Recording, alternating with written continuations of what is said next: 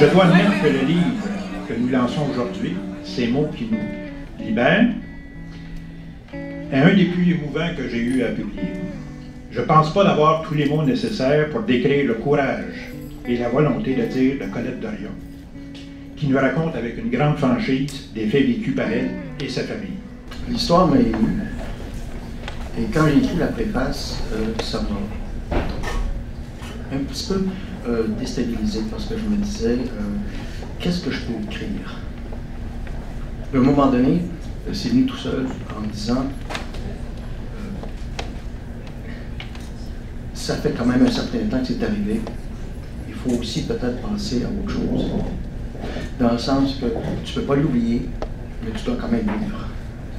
Les Italiens disent, quand il y a un mort, il faut penser au vivant. Alors, c'est comme ça que je l'ai écrit et c'est comme ça que je l'ai pensé.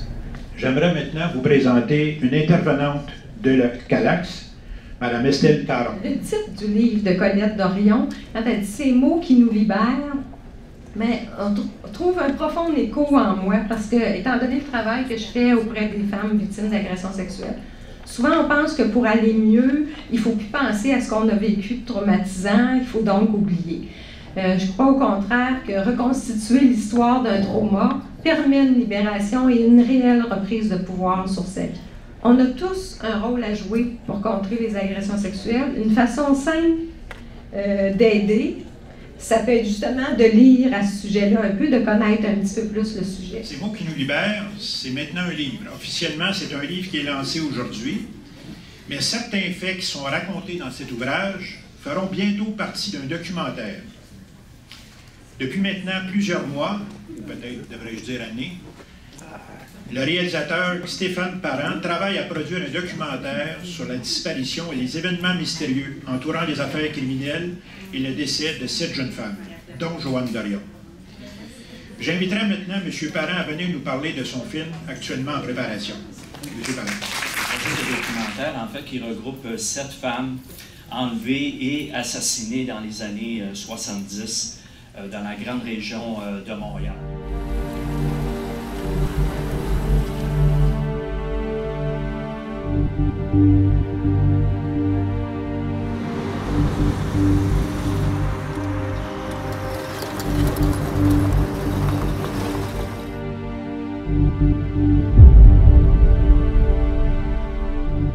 She was missing for 3 days, and we're all searching for her. And then we got a call. Longueuil police told them the firemen had found her body here on this spot.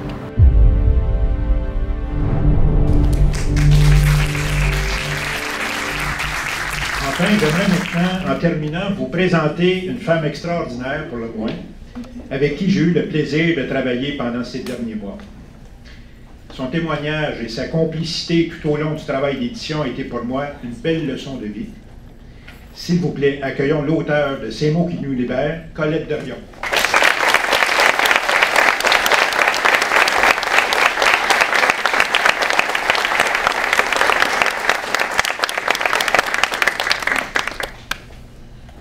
Bien, bonjour tout le monde. Oui. Bonjour tout le monde. Je suis vraiment éblouie par toute la foule qui est ici. Excusez-moi, je suis un peu nerveuse. Je ne pensais pas qu'il y avait autant de personnes.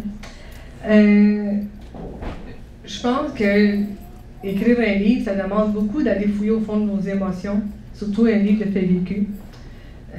Nous, ça fait comme plusieurs mois que la famille, on travaille sur ça, puis je dirais que ça fait 2 ans que le processus est commencé. Ça a été un élément déclencheur. On a eu une rencontre avec une cliente et elle avait un don de médium. C'est sûr qu'il y a peut-être bien des gens qui ne font pas ça, non? Mais ce qu'elle m'a révélé, c'était assez extraordinaire. Puis elle m'a révélé des choses sur ma famille que moi-même, des fois, que j'étais comme pas sûre que j'avais véracité de tout ça. J'ai décidé de contacter ma famille et de leur faire part de ces révélations. Suite à ces rencontres avec les membres de ma famille, mes frères et sœurs, on a commencé à se dévoiler des événements qui s'étaient produits avec Joanne. des choses qui étaient enfouies, qu'on avait mis un couvercle là-dessus. Là. Puis là, les souvenirs d'enfance sont ressortis. Puis il y a plein de choses qu'on ne savait pas de l'une de l'autre. On avait beau demeurer à la même maison, à la même adresse, mais il y avait des choses qu'on n'était pas au courant de l'une et l'autre entre frères et sœurs. Fait que là, moi, je leur ai demandé qu'est-ce que vous en pensez si on mettait ça par écrit. J'ai dit, on pourrait faire un petit journal familial, tout ça. Ils ont dit, OK, parfait, on embarque avec toi, Colette. Fait qu'au fil des mois, j'ai été de confidence à confidence. Chaque membre de la famille m'a révélé des petits secrets qu'ils avaient enfouis au fond d'eux. Des choses que même eux avaient complètement oubliées puis que ça leur est ressorti. C'est sûr que pour certains d'entre eux, ça a été très difficile. Il y a des choses qui étaient comme très traumatisantes puis qui étaient comme oubliées volontairement. Mais je pense que le processus a fait, ça a été très thérapeutique pour la famille. On a décidé quand même de mettre ça par écrit. Mais au début, on ne devait pas publier. On s'est dit, c'est un journal pour la famille. On veut que nos enfants se souviennent d'où on vient. Puis surtout qu'on ne veut pas que Joanne soit oubliée. Puis moi, personnellement, je pense que le processus a pris une ampleur très importante pour moi parce que le soir de son crime, je devais être avec elle. Ben, j'avais l'intention d'aller la rejoindre à l'arrêt d'autobus, puis j'y ai pas été. Puis ça, toute ma vie, ça m'a poursuivi. Malgré les thérapies, malgré que dans ma tête, je sais que c'était son destin, là, mais ça m'a poursuivi toute ma vie. Puis j'ai l'impression que d'avoir écrit ce livre-là, ça m'a libérée. Le titre, vraiment, c'est moi qui le libère. Ça a tout son sens. Moi, ça a libéré mon cœur, puis j'ai comme l'impression de m'avoir racheté auprès d'elle. J'ai fait en sorte que je n'étais pas là, le 39 ans, mais aujourd'hui, je suis là pour elle. Puis je veux pas qu'on l'oublie. Puis je me dis, les paroles partent, les écrits restent. Puis ça va toujours rester dans nos cœurs, puis même nos enfants, nos petits-enfants vont se souvenir d'elle. Je suis consciente qu'après 39 ans, probablement qu'on ne trouvera jamais son assassin. Peut-être qu'il est mort, on ne sait pas. Mais moi, je me dis peut-être qu'on ne sait pas par miracle. Il y a quelqu'un qui sait quelque chose et qui va le révéler. C'est sûr que nous, on va continuer à vivre. Comme M. Aubin disait tantôt, il faut que la vie continue. Puis oui, la vie vaut la peine d'être vécue. Mais savoir qui l'a tué, pourquoi. Tu sais, c'est sûr que c'est peut-être juste un meurtre gratuit qu'elle était au mauvais endroit, au mauvais moment. Mais d'apprendre ça, ça va faire en sorte qu'on va pouvoir tourner la page. Puis qu'on va pouvoir faire notre deuil finalement. Je pensais être plus forte. OK. Moi, j'ai beaucoup de gratitude pour la famille que j'ai. Moi aussi, je fais de la relation d'aide et j'ai côtoyé énormément de gens. Et je m'aperçois que ma famille, oh mon Dieu, on est choyés. D'être encore ensemble malgré tous ces drames et ces meurtris qu'on a vécus. On est ressortis fort, puis les mots nous ont libérés, c'est vrai. Puis ça va continuer encore. Bonjour, merci beaucoup à tous d'être ici. Je ne peux pas tous les nommer, il y en a trop. Fait que je fais un gros câlin à tout le monde. Puis, moi, je vais lire un petit quelque chose pour ma sœur. À une personne aimante, tendre, belle, autant dedans qu'en dehors. Une personne appréciée pour tout ce qu'elle fait et qui réchauffe le monde. Puis là, après, c'est moi qui écris. Merci infiniment pour ce livre. Merci d'être dans ma vie et pour toutes les belles et bonnes choses que tu as accomplies pour ta famille, tes amis, tes collègues de travail et plus. Continue de rayonner, ta sœur qui t'aime, Lucienne.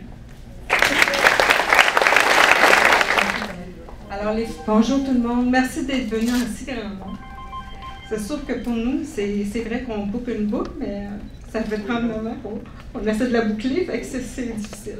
Mais c'est tellement épanouissant de voir l'amour qui peut quand même ressortir de tout ça quand arrive un malheur. Je voudrais vous dire que dans le livre, c'est sûr qu'il m'arrive beaucoup de choses à moi, étant l'aînée des filles. Mais je peux vous dire qu'aujourd'hui, grâce à plein d'organismes que j'ai fait affaire, j'ai réussi à sortir d'une belle vie. Je peux vous expliquer ça très, très clairement. C'est que j'étais dans une chaloupe, pas de rame. J'ai crié à l'aide. Il y a des gens qui m'ont donné des rames. J'ai ramené jusqu'à la rive et j'ai embarqué dans un beau bateau de croisière. Wow. Là, ma vie, c'est ça. Je suis dans mon beau bateau de croisière, je suis le capitaine de mon bateau et ça va bien. Je suis heureuse. Alors, inquiétez-vous pas dans le livre si ça va mal. Aujourd'hui, c'est tout ça. Alors,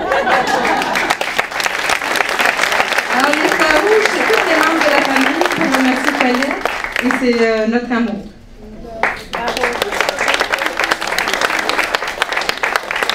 C'est clair que le livre est paru aujourd'hui, alors il est lancé, donc il prend son envol.